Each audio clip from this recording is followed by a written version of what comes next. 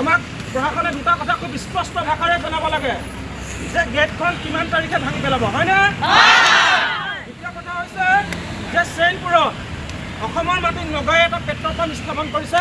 সেই পেট্ৰল পাম্পটোৰ কাম কাজ বা তাত যিসমূহ কাম কাজ নগাই কৰিছিলে সেই কাম কাজসমূহ কেতিয়া বন্ধ কৰিব এইটো জনাব লাগে আমাক, হয়নে?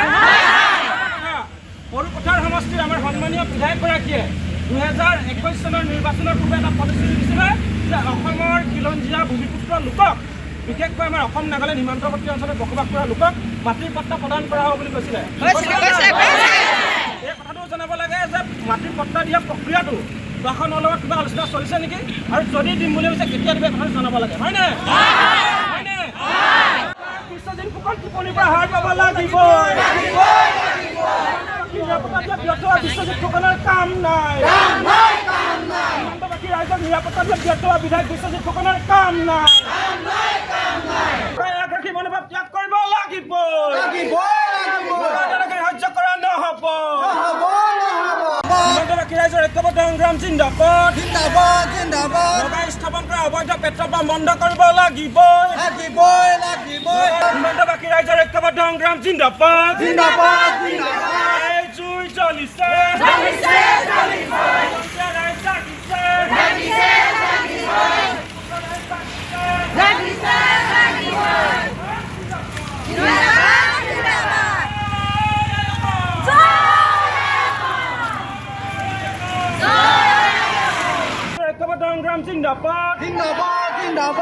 স্থাপন কৰা অবৈধ পেট্ৰল পাম্প বন্ধ কৰিব লাগিব।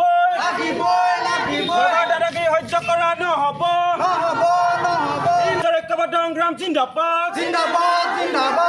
ৰাইজৰ ঐক্যবদ্ধ সংগ্ৰাম জিন্দাবাদ। স্থাপন কৰা অবৈধ গেট ভাঙি পেলাব লাগিব। স্থাপন কৰা অবৈধ গেট ভাঙি পেলাব লাগিব।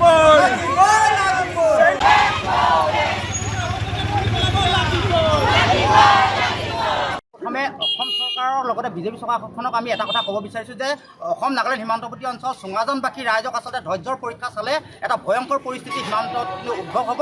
ইয়াৰ ৰাইজ কিন্তু প্ৰস্তুত আছে। দ্বিতীয় কথা হ'ল কি, আমি যোৱা 8 তাৰিখে ৰাজহুৱা সভাৰ আমি অনুষ্ঠিত কৰি চুঙাজানত এখন স্মাৰকপত্ৰ যিখন গেট নগাই তাত নিউলেণ্ড ডিষ্ট্ৰিক্ট পাতি পেলাই যিখন আচলতে নাগালেণ্ডৰ সীমা নিৰ্ধাৰণ কৰিছিলে নগাই, সেই গেটখনক উচ্ছেদ কৰিব লাগে বুলি আমি ধনশিৰি মহকুমাৰ আচলতে মহকুমাধিপতিগৰাকীক আৰু বৰ্ডাৰ মেজিষ্ট্ৰেটগৰাকীক আমি এখন স্মাৰকপত্ৰ প্ৰদান কৰিছিলোঁ। কিন্তু 5 দিনৰ সময়সীমা সৰুপথাৰৰ বৰ্ডাৰ মেজিষ্ট্ৰেটগৰাকীয়ে 5 দিনৰ সময়সীমা আমাক লৈছিলে যে 5 দিনৰ ভিতৰত গেটখন ভাঙি পেলাব। কিন্তু বৰ্তমান আচলতে আজি 15টা দিন পাৰ হৈ যোৱাৰ পাছতো আমাৰ সৰুপথাৰ সমজিলাৰ আৰক্ষী প্ৰশাসনে তাক আচলতে এই গেটখন ভাঙি পেলাব নোৱাৰত অতি দুৰ্ভাগ্যজনক বিষয়। আৰু আপোনালোকে আচলতে এটা কথা জানে যে চেইনপুৰত কেনেকৈ আচলতে নগাই জাঠি জোং লৈ কেটেপা লৈ আচলতে CRPF বাহিনীক আক্ৰমণ কৰিছে। গতিকে আমাৰ সীমান্তৱৰ্তী ৰাইজৰ আচলতে ইয়াত জীৱন সম্পত্তি নিৰাপত্তা প্ৰদানৰ আচলতে সম্পূৰ্ণভাৱে অসম চৰকাৰ ব্যৰ্থ হৈছে। যদি CRPF বাহিনীয়ে যদি নিৰাপত্তা নাই, আমাৰ সাধাৰণ ৰাইজৰ নিৰাপত্তা ক'ত থাকিব? আৰু চুঙাজানবাসী ৰাইজে আচলতে আমি বছৰ দিন ধৰি আচলতে প্ৰত্যেকখন চৰকাৰে, লাগিলে সেই কংগ্ৰেছে হওক, SGPয়ে হওক, লাগিলে BJPয়ে হওক, প্ৰত্যেকখন চৰকাৰে আচলতে সীমামূৰীয়া অঞ্চলৰ খিলঞ্জীয়া ভূমিপুত্ৰ ৰাইজক যি মাটিৰ পট্টা দিম বুলি প্ৰত্যেক ইলেকশ্যনৰ সময়তে যি ৰাইজক টুপি পিন্ধাই আহিছে। গতিকে ৰাইজ জাগিছে। সীমান্তৱৰ্তী ৰাইজ ইয়াৰ পৰা আজি সৰুপথাৰ সমজিলা সময় আয়ুক্ত মহোদয়ৰ যোগেদি আমি সঁহাৰি প্ৰদান কৰিব বিচাৰিছোঁ এই বিজেপি চৰকাৰখনক। আগন্তুক বিধানসভা ইলেকশ্যন আহিছে, যদি বিজেপি চৰকাৰখনে সীমান্তৱৰ্তী ৰাইজক যদি ভূমিৰ পট্টা যদি প্ৰদান নকৰে, সীমা সমস্যা যদি সমাধান নকৰে, আগন্তুক দিনত কিন্তু এটা ভয়ংকৰ পৰিস্থিতি কিন্তু উদ্ভৱ হোৱাৰ কাৰণে ৰাইজ কিন্তু প্ৰস্তুত আছে। চাওক, আজি আমি চুঙাজানবাসী ৰাইজ, আমি সীমান্তবাসী ৰাইজ, আপোনালোক সকলোৱে জানে যে নগাই এখন নৱমিলনপুৰ গাঁৱত অবৈধভাৱে অসমৰ মাটিত এখন তেখেতলোকে গেট স্থাপন কৰিছে। আৰু সমান্তৰালভাৱে চেইনপুৰত তেখেতলোকে এটা পেট্ৰল পাম্প স্থাপন কৰিছে। সমান্তৰালভাৱে আপোনালোকে দেখিছে যে কেইদিনমান পূৰ্বে নগাই এখন গাঁও জ্বলাই শেষ কৰিলে সীমান্তত। আপোনালোকে জানে যে যোৱা 3টা বছৰ পূৰ্বে নগাই দুটাকৈ তৈলখাট বন্ধ কৰিলে। তাৰ পিছতো আমাৰ অসম চৰকাৰে হওক বা সৰুপথাৰ সমজিলা প্ৰশাসনে হওক বা সৰুপথাৰ সমষ্টিৰ স্থানীয় বিধায়কগৰাকীয়ে হওক, তেখেতলোকে এই সমস্যাসমূহ সমাধানৰ ক্ষেত্ৰত কিন্তু কোনো ধৰণৰ ব্যৱস্থা গ্ৰহণ কৰা নাই। গতিকে আমি আজি নৱমিলনপুৰ গাঁওবাসী ৰাইজৰ লগতে সীমান্তবাসী ৰাইজে আজি সৰুপথাৰ সমজিলাৰ আয়ুক্তৰ কাৰ্যালয়ৰ সন্মুখত এক প্ৰতিবাদী কাৰ্যসূচীৰ জৰিয়তে কৈ দিবলৈ আহিছোঁ যে যদি নৱমিলনপুৰ গাঁৱত স্থাপন কৰা অবৈধ টোলগেটখন যদি ভাঙি নেপেলায়, তেন্তে আমি ৰাইজে নিজে ভাঙি পেলাবলৈ বাধ্য হ'ম। যিহেতু প্ৰশাসনৰ এইটো দায়িত্ব, প্ৰশাসনৰ যিহেতু কৰ্তব্য।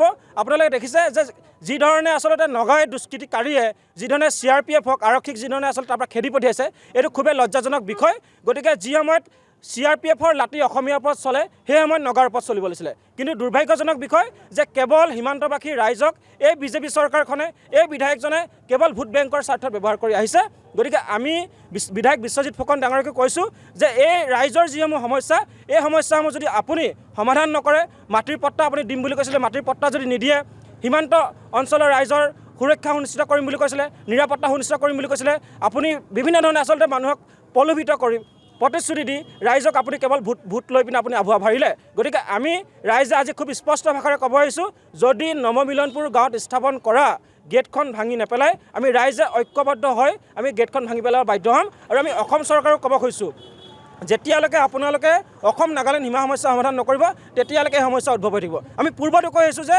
অসম নাগালেণ্ড সীমা সমস্যা কৰিবলৈ হ'লে অসম চৰকাৰ কেন্দ্ৰীয় চৰকাৰ আৰু নাগালেণ্ড চৰকাৰৰ মাজত ত্ৰিপাক্ষিক বৈঠক হ'ব লাগিব কিন্তু সেই বৈঠকখন নাপাতি তেখেতলোকে কেৱল ৰাজনীতিৰ নামৰ ৰাজনীতি কৰি আহিছে আৰু সীমামূৰীয়া ৰাইজক ইয়াৰ বলিৰ পঠা সজাই আহিছে দেখিছে কেৱল ভোটৰ সময়ত বিধায়কগৰাকী ভোট ল'বলৈ সীমান্ত অঞ্চললৈ যায় ডাঙৰ ডাঙৰ কথা কৈ গুচি আহে গতিকে আমি আজি এই প্ৰতিবাদী কাৰ্যসূচীৰ জৰিয়তে পুনৰ স্পষ্ট কৰিছোঁ যে অসম নাগালেণ্ড সীমা সমস্যা সমাধান কৰা নৱমিলনপুৰ গাঁৱত নগাই স্থাপন কৰা অবৈধ গেট ভাঙি পেলোৱা চেইনপুৰত নগায়ে যি পেট্ৰল পাম্প স্থাপন কৰিছে এই পেট্ৰল পাম্প উচ্ছেদ কৰা আৰু সীমান্তবাসী ৰাইজৰ নিৰাপত্তা সুনিশ্চিত কৰা আমি এই দাবী লৈ আজি প্ৰতিবাদী কাৰ্যসূচী গ্ৰহণ কৰিছোঁ আৰু আমি আশা কৰিছোঁ প্ৰশাসনে গুৰুত্ব সহকাৰে লৈ এই সমস্যাকেইটা সমাধানৰ ব্যৱস্থা গ্ৰহণ কৰিব আৰু যদি ব্যৱস্থা গ্ৰহণ নকৰে তেন্তে আমি পুনৰ ৰাইজ ঐক্যবদ্ধভাৱে সৰুপথাৰ সমজিলা কাৰ্যালয় ঘেৰাও কৰিম আৰু নৱমিলনপুৰত যিখন গেট নিৰ্মাণ কৰিছে নগাই আমি ৰাইজে ভাঙি পেলাবলৈ বাধ্য হ'ম